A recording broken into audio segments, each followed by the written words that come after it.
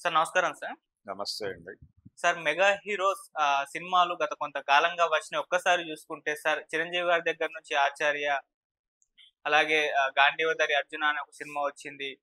'Operation Valentine' అని చెప్పేసి 'వరుణ్ తేజ్' దగ్గర నుంచి వచ్చింది. And 'game changer' 'Ram Charan' గారి దగ్గర నుంచి, ఇప్పుడు 'హరిహర వీరమల్లు' 'పవన్ కళ్యాణ్' గారి దగ్గర నుంచి. అంటే ఏ సినిమా కూడా సరిగ్గా హిట్ అవ్వలేదు. ఆశించినంత ఫలితాన్ని ఇవ్వలేకపోయింది. సో, మెగా అభిమానులైతే నిరాశలో అయితే ఉన్నారు. ఇప్పుడు వాళ్ళందరి కళ్ళు కూడా చిరంజీవి గారి 'విశ్వంబర' పైన పడింది.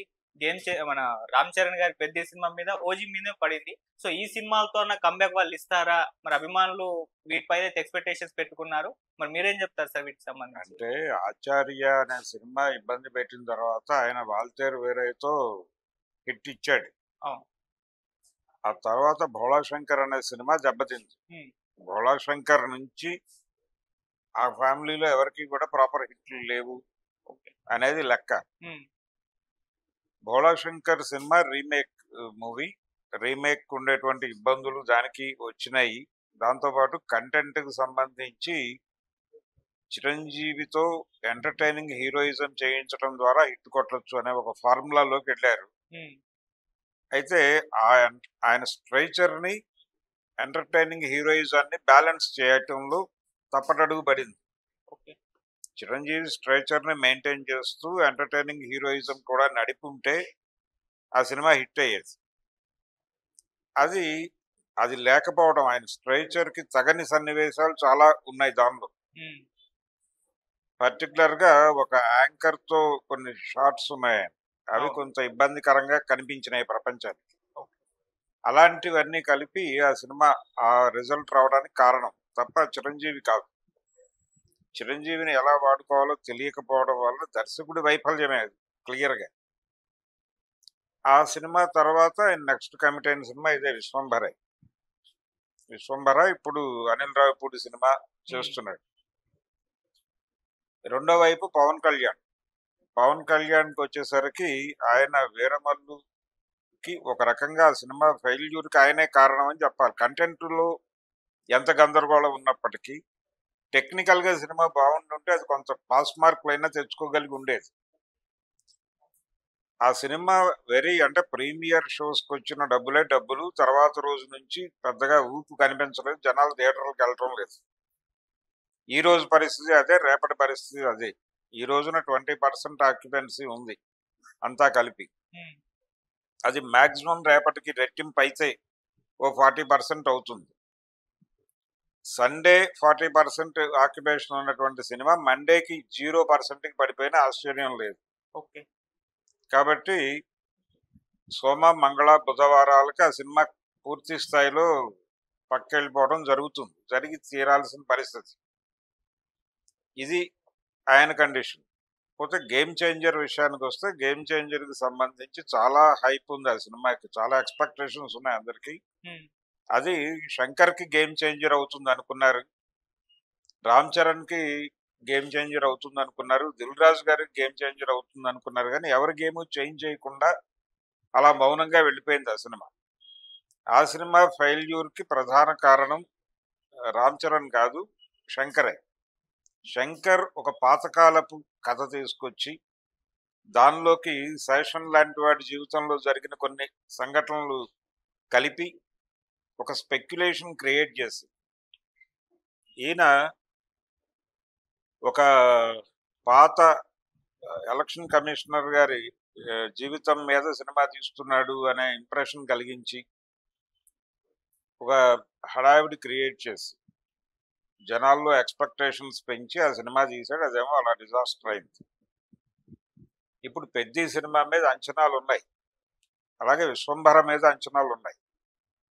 'విశ్వంభర' అనేది చిరంజీవి గారు చాలా కాలంగా ఎదురు చూస్తున్నటువంటి ఒక ఫోక్‌లోర్ జానర్‌లో ఉంటుంది. అంటే ఆ సినిమాలో పిల్లల్ని ఎంటర్‌టైన్ చేసేటువంటి చాలా ఎలిమెంట్స్ ఉండబోతున్నాయి అనేది వాళ్ళు చెప్తున్నటువంటి విషయం. అది పూర్తి ఫోక్‌లోర్ స్టైల్ కూడా కాదు. అన్నీ మిక్స్ అయినటువంటి ఒక 'జగదేక వీరుడు అతిలోక సుందరి' లాంటి ఒక ఫ్యాంటసీ జానర్‌లో వెళ్తున్నారు. ఈ ఫ్యాంటసీ తరహా సినిమా ఒకటి పూర్తి స్థాయిలో చేయాలి అని ఆయనకి పాత రోజుల్లో కోరిక ఉండేది. 'అంజీ' అనే సినిమా అందుకే కమిట్ అయ్యాడు. ఆ సినిమా అనుకున్న ఫలితం ఇవ్వాల. ఉమ్, కోడి రామకృష్ణ గారి చేతుల్లో తయారైన సినిమా అయినప్పటికీ దానికి జరిగినటువంటి అంటే హార్డ్ డిస్కులు పోవడము, కంటెంట్ రీక్రియేట్ చేయటము, ఈ గొడవంతా జరిగి అది పక్కకెళ్ళిపోయింది.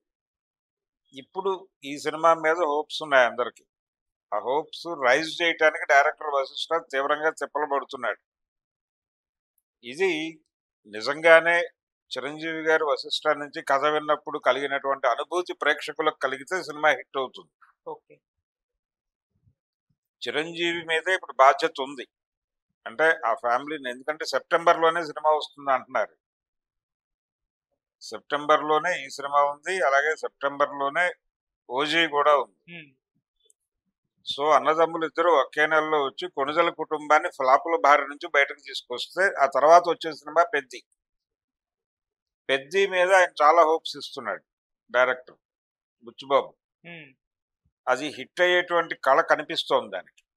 డెఫినెట్ గా అది మళ్ళీ రంగస్థలం రేంజ్ సక్సెస్ ని మన రామ్ చరణ్ కి ఇచ్చే అవకాశం అయితే కనిపిస్తోంది. ఓజీ కూడా మరీ అంత డిసప్పాయింట్ చేసే సినిమాగా ఉండకపోవచ్చు అనుకుంటున్నాను నేను. ఓకే. ఎందుకంటే దాని షూట్ కొంత ఇక్కడే జరిగింది, మేజర్ షూట్ హైదరాబాద్ లోనే జరిగింది.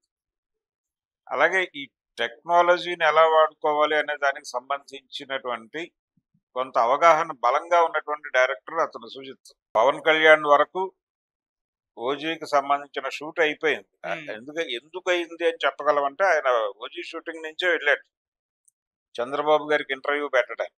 కాబట్టి కొంత పార్ట్ అయిపోయింది, మేజర్ పార్ట్ ఇక్కడ షూట్ చేశారు. ఆల్రెడీ ట్రయల్ రోడ్ వచ్చింది. ఉమ్, ఆ ట్రైలర్ చాలా ఎఫెక్టివ్ గానే కనిపించింది, ఆయన మూమెంట్స్ అవన్నీ. ఉమ్, కాబట్టి ఓజీ సినిమా మీద కొంత హోప్స్ పెట్టుకునే అవకాశం ఉంది. సెప్టెంబర్ నెలలో ఈ ఫ్లాపుల బారి నుంచి బయటపడే ఛాన్స్ ఉంది. ఓకే. పెద్ద సినిమా కూడా సక్సెస్ అవుతుంది. అంటే ప్రస్తుతానికి ఉన్నటువంటి ఇంప్రెషన్ ప్రకారం విశ్వంభర, ఓజీ, పెద్ద ఈ 3 సినిమాలు ఎక్స్పెక్టేషన్స్ పెట్టుకోదగిన సినిమాలే. బోళాశంకర్ మీద డిబేట్ టాక్ మొదటి నుంచి ఉంది, ప్రారంభమైన రోజు నుంచి ఉంది. ఉమ్, ఈ టైంలో ఈ తరహా సినిమా ఎందుకు చేస్తున్నాడు ఈయన అని చెప్పి బహిరంగంగానే చాలా మంది మాట్లాడారు. అవును. అనుకున్నట్టుగానే అది దెబ్బతింది సినిమా.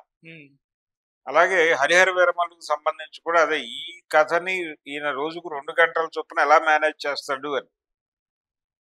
హరిహర వీరమల్లు ఫెయిల్యూర్ వెనకాల ఆయన ఆ సబ్జెక్టుకి ఓకే చెప్పేటప్పుడే తగిన టైం కేటాయించగలనా లేదా అనేది అంచనా వేసుకుని ఉండాలి. కేటాయించలేము అనుకున్నప్పుడు వదిలేయాలి. సబ్జెక్ట్ చేయదలుచుకున్నప్పుడు ప్రాపర్ టైం ఇవ్వాలి. ఆ ఇవ్వకపోవడం వలన దెబ్బతింది సినిమా. టెక్నికల్ గా కొంచెం బెటర్ గా ఉండుంటే ఇవన్నీ పట్టించుకునేవాళ్ళు కాదు జనాలు. ఉమ్, ఈ ఇతరేతర సమస్యలన్నీ పట్టించుకునేవాళ్ళు కాదు. ఎప్పుడైతే టెక్నికల్ గా వీక్ గా ఉందో ప్రతి విషయము భూతద్దంలో కనబడింది ప్రేక్షకులకి. అందుకని ఆ సినిమా డిజాస్టర్ కి కారణం అది. ఓకే. నిజానికి వాళ్ళు చెప్తున్నట్టుగా 250 కోట్లు అయిందా లేకపోతే 300 కోట్లు అయిందా బడ్జెట్ అనేది పక్కన పెట్టేస్తే, ప్రీమియర్స్ ద్వారా అలాగే మొదటి రోజు ఆల్రెడీ బుకింగ్స్ నుంచి ఓపెన్ అయినటువంటి దీని నుంచి కొంత మంచి రెవెన్యూ సాధించారు. ఆశించిన స్థాయి రెవెన్యూ కాదు కానీ మంచి రెవెన్యూ సాధించారు. అక్కడితో ఆగిపోయింది అది. ఇంకా అది ముందుకెళ్లే అవకాశం లేదు. సో ఆ సినిమా పక్కన పెట్టి ఈ 3 సినిమాలు పక్కన పెడితే బోళాశంకరు, గేమ్ చేంజరు, తర్వాత హరిహర వీరమల్లు పక్కన పెడితే రాబోయే సినిమాల మీద ఈ 3 హీరోలు అభిమానులు ఆశలు పెట్టుకుని ఉన్నారు. అభిమానుల ఆశల మీద నీరు చల్లే సినిమాలు అయితే ఇవి కాకపోవచ్చు అని నేను అనుకుంటున్నాను. ఓకే. మాక్సిమం ఏదైనా తేడా జరిగితే ఓజీకి జరగచ్చేమో కానీ విశ్వంభరకి జరగడానికి తక్కువ అవకాశాలే ఉన్నాయి. ఎందుకంటే చిరంజీవితో సినిమా చేస్తున్నాను, ఇది మన జీవితానికి ఒక అద్భుతము అనేటువంటి ఒక స్పృహతో చేస్తున్నాడు ఆ డైరెక్టర్. ఒక రకంగా చూస్తే అడవి రాముడు టైంలో రాఘవేంద్రరావు గారి పరిస్థితి. రాఘవేంద్రరావు గారు ఎలాగైతే 2 సినిమాలు చేసి 3వ సినిమాగా ఆ సినిమాకి వెళ్ళాడు, అక్కడ ఆయన కూడా అదే అనుకున్నాడు, ఈ సినిమా నుంచి మనం ఎలివేట్ కావాలి.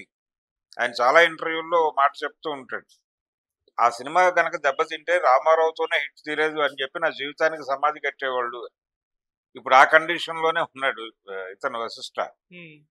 సో అతను డెఫినెట్ గా ఈ సినిమాతో హిట్ కొట్టి తీరాల్సినటువంటి ఒక అనివార్యత ఉంది. ఓకే. అందుకని మాక్సిమం కేర్ తీసుకుని ప్రాజెక్ట్ తయారు చేసి ఉంటాడు అనేది నేను నమ్ముతున్నాను. ఓజీ విషయంలో కూడా డైరెక్టర్ మీద నాకు కొంచెం కాన్ఫిడెన్స్ ఉంది. ఓకే. ఆ తర్వాత వచ్చే సినిమా కూడా వేరే, అది విడిగా మాట్లాడుకుందాం. హరీష్ శంకర్ తో ఆయన చేస్తున్న ఉస్తాద్ భగత్ సింగ్, పవన్ కళ్యాణ్ చేస్తున్నటువంటి సినిమా. ఓకే.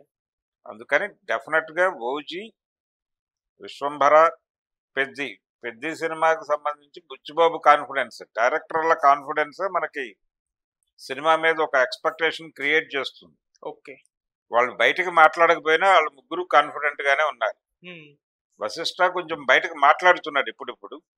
మిగిలిన వాళ్ళిద్దరూ మీడియా ముందుకు రాకపోయినప్పటికీ కాన్ఫిడెంట్ గానే ఉన్నారు. ఓకే. కనుక ఈ 3 సినిమాలు మెగా కుటుంబం ఫ్లాపుల్లో ఉంది అనేటువంటి ఒక పరిస్థితి నుంచి మళ్ళీ మెగా ఫ్యామిలీకి ఒక హిట్ మార్గం చూపించే ఛాన్సెస్ అయితే ఉన్నాయి. Right sir. Thank you so much.